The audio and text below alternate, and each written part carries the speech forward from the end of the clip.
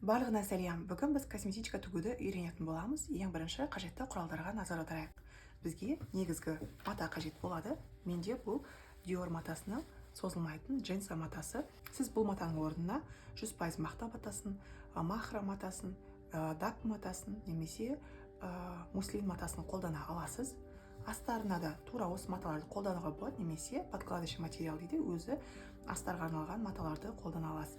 Ал мен осы жолы мына матаның түсіне сай етіп зығыр матасын алдым, леон матасын. Одан кейін бізге замок қажет болады. Замоктың ұзындығы 35 сантиметрден жоғары болуы керек. Менде мына жерде жалпы 50 сантиметр. Матаның түсіне сай ішіп, сосын бізде екі таңдау бар.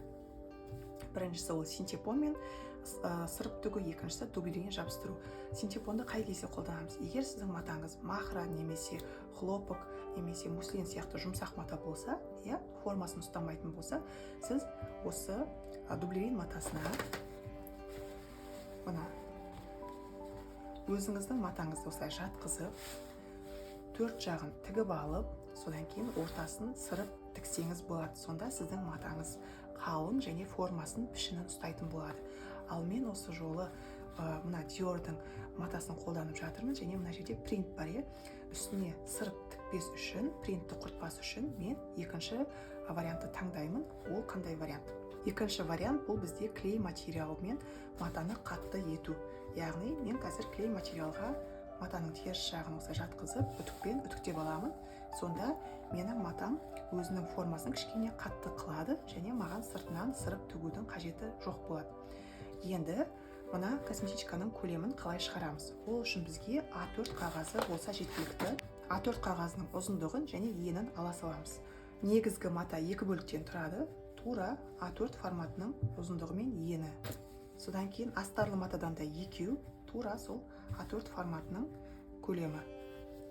Және егер сіз синтепонмен тігетін болсаңыз, мына А4 қағазынан үлкенірек аласыз, жан-жағынан 1,5 сантиметр қалатындай болуы керек. Ал егер мен сияқты клей материалмен тігетін болсаңыз, клей материалдан да жан-жағынан 1,5 сантиметр артық шығып тұру керек мына А4 қағазынан. Мінекей қазір көрсетейін. Мінекей А4 қағазының жан-жағынан осындай артық маталар шығып тұру керек. Бізге негізгі матамен клей материал қажет.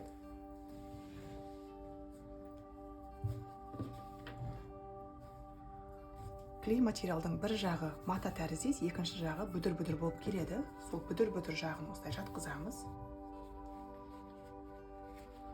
Матамыздың теріс жағын аламыз және мына клей материалға осылай жатқызамыз.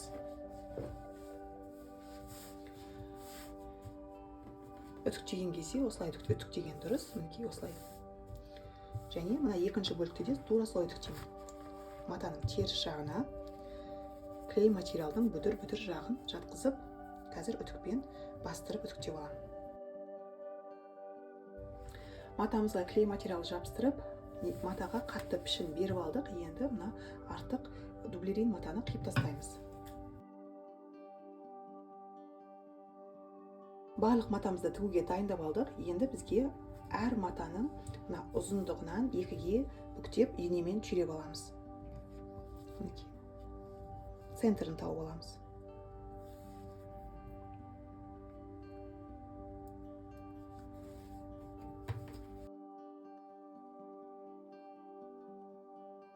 Төрт матаның мына ұзындығынан центрін тауып алғаннан кейін бізге бір негізгі мата, бір астарлы мата қажет болады. Мінекей, мынау оң жағы екеуінің де. Содан кейін замокты алып келеміз. Замоктың бас және соңғы жағынан мінекей замоктың артық жерлерін қалдырамыз осылай. Бұлай қолданбаймыз. Яғни екі жақта да кішкене сантиметрлер қалу керек. Енді бізге мына матаның басталған жерін, біткен жерін, мына центрін осы замоктан белгілеп алуымыз керек. Мінекей.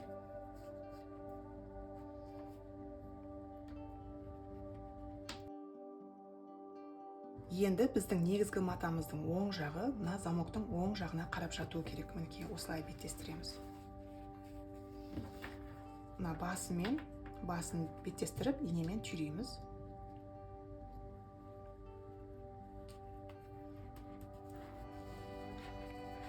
белгі қойған центр мен центрді белгілеп түйдейміз.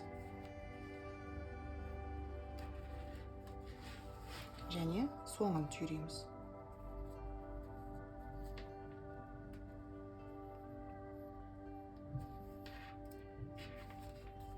Мінекей осылай түйреп алғаннан кейін, замокты осылай ашамыз. Матамызды осылай жатқызамыз.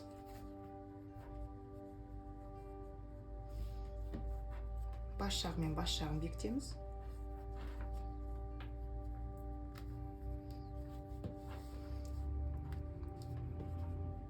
Центр мен центрді бекітеміз. Матаның соңғы жағы мен соңғы жағын бекітеміз.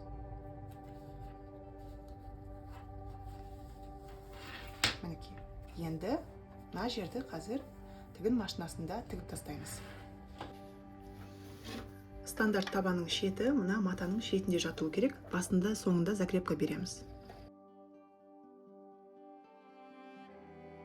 Мінекей тігіп алдық.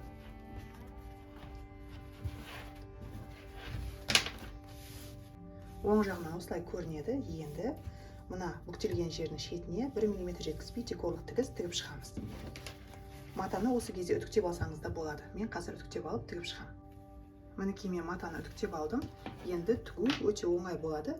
Мына шетіне 1 мм жеткізбей тігін машинасында закрепка беріп тігіп аламын. Мінекей декорлық тігісті тігіп алдық. Енді екінші бөлігін қосайық. Оң жақ бөлікті алып келеміз.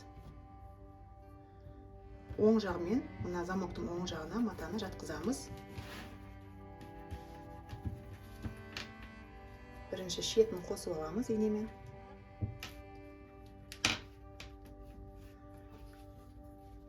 Екінші шетін қосамыз.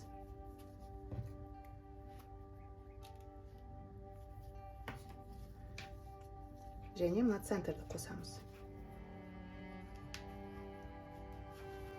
Енді астарлы матамыздың теріс жағын осылай алып келеміз. Яғни теріс жағы мен теріс жағы жату керек. Бас жағын қосамыз.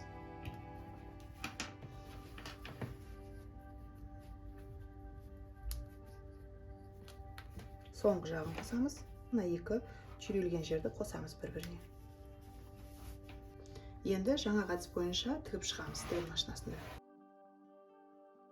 Мінекей тігіп алдық. Енді оң қаратайық. Мінекей тігісіміз осылай көрінеді. Енді матамызды бір үтіктеп алайық. Үтіктеп алғаннан кейін мына шетіне де 1 мм жеткізбей декорлық тігіс тігіп шығамыз қазір. Мінекей біздің косметичкамыз өте әдемі болып шығып келе жатыр. Замогымыз еркін ашылып жабылады. Теріс жағынан да артық жіп шығып тұрған жоқ. Тігістер өте сапалы шықты.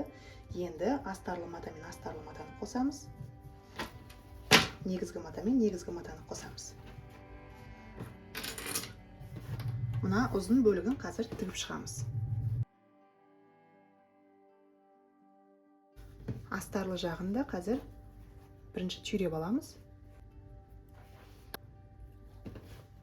Түйреп алғаннан кейін астарлы жақтан біз толықтай тігіп тастамаймыз. Мына бір басынан 8 см белгілейміз және мына соңғы жағынан 8 см белгілеп, мына екі ара қашықтықты ғана тігеміз. Ал мына аралықты тікпей қалдырамыз. Бұл бізге қазір косметичкамызды дайын болған кезде оң қарату үшін қажет болады.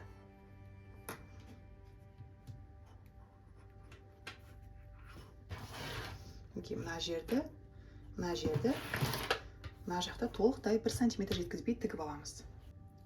Тігіп алғаннан кейін мына тігісті ашып үтіктейміз екі жаққа қаратып. Астарлы матаны да солай үтіктеп аламыз. Енді бізге косметичкамызға ілмек жасау үшін осындай екі кішкентай матаның бөлігі қажет болады. Міне ені 5 см, ұзындығы 10 см болатын екі деталь қажет. Осы детальді мінекей осылай 2 см-ге ішке қайырамыз бірінші.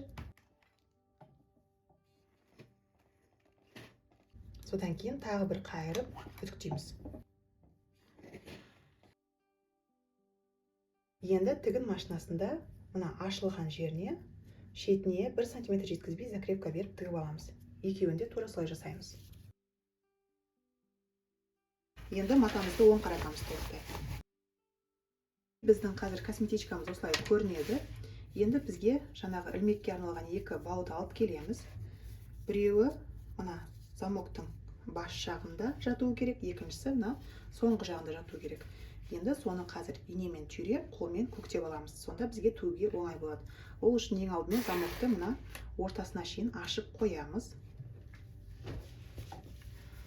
Осылай бір пішін беріп аламыз. Мына замоктың матасына жатқызамыз осылай. Инемен түйреп аламыз. Мінекей осылай түйреп алғаннан кейін қолмен тігіп шығамыз осы жерді.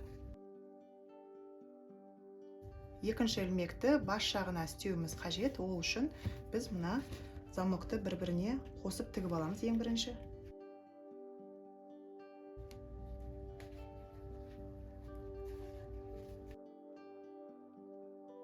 Сонда бізде дайын күйінде осындай екі ілмек пайда болуы керек. Енді қайтадан теріс аударамыз. Енді бізге бірінші мына бұрышын, екінші мына бұрышын қосып тігіп алу қажет болады. Ол үшін біз мына астыңғы тігістің центрі мен мына замоктың центрін табамыз, беттестіреміз. Содан кейін астарлы матаның центрін мына замоктың центріне әкеп жатқызамыз. Үш матаны бір-біріне қосып түйреміз. Астарлы мата мен негізгі мата осылай екі жақта да бірдей жатуы керек. Енді тігін машинасында шетіне 1 см жеткізбей закрепка беріп тігіп шығамыз. Замоктың тісіне келген кезде маховикті бұрау арқылы асықпай тігеміз, себебі мына жер кішкене қиын тігілуі мүмкін. Мінекей екі жағын тігіп алғаннан кейін артық замокты қиып тастаймыз. Енді бізге осындай 4 бұрыш қажет, яғни 4 жағда 4 сантиметрден тұратын.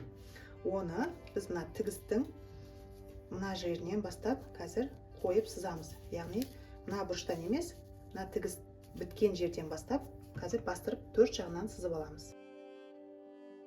Мына 4 бұрыштардың бәрін қазір қиып аламыз. Енді бізге мына жақ сетінеп кетпес үшін қазір закрепка беріп осы 4 жерді тігіп аламыз.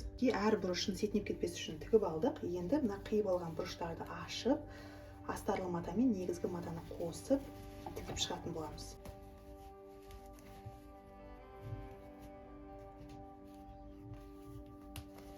Мінекей, астарлы мата, негізгі мата барлығын қосамыз. Енді барлық бөліктерін тура солай бірінші түзулеп, түйреп алып, сосын тігіп шығатын боламыз. Мына 3 бұрышпен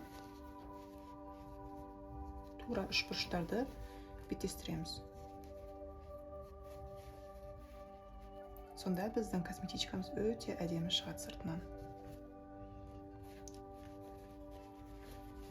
Тек осы жері қазір сіздерге ұзақ болып көрінуі мүмкін, бірақ осы жерін дұрыс жасасаңыздар, сіздерде барлығы әдемі шығады бірден. Сол үшін ерінбей, асықпай барлық жерін беттестіріп, түйреп қана барып тігіңіз.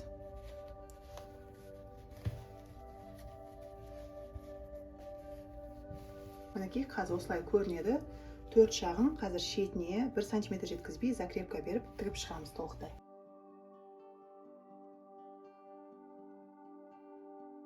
Қазір біздің косметичкамыз осылай көрінеді. Енді мына алдында астарлы матадан орын қалдырған жерден оң қаратамыз асықпай. Және мына жерді бірден қазір тігін машинасында тігіп тастасақ болады. Енді мына аралықты шетіне 1 мм жеткізбей закрепка беріп тігіп аламыз. Мінекей осындай тігіс пайда болады. Мынау біздің косметичкамыздың теріс жағы, қарасаңыз өте сапалы тігілді, ешқандай артық жіп шығып тұрған жоқ. Енді оң қаратайық.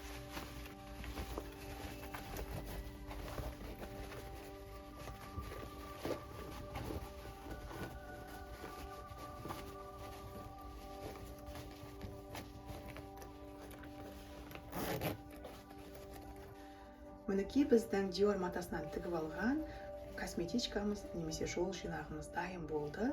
Өте сапалы тігілді. Сіз осындай жол жинақты тапсырысқа тіксеңіз болады, өзіңізге, жақындарыңызға сыйлыққа тіксеңіз болады. Замогы оңай ашылады. барлық зат еркін сыяды. Астар жағы да өте сапалы шықты. Міндетті түрде тігіп көріңіз және жұмыстарыңызбен менімен бөлісуді ұмытпаңыздар. Сіздермен болған Гүлхан. Келесі кездескенше.